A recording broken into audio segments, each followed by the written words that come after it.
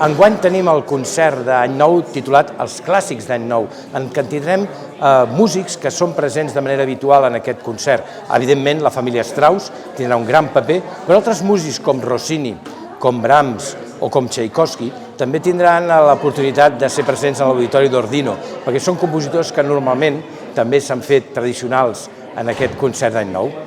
És un concert per començar l'any ple de bon humor. La música clàssica té tots els estats d'ànims i l'humor també hi és present. I aquest concert d'Any Nou és el millor moment perquè aquest humor aflori en l'orquestra.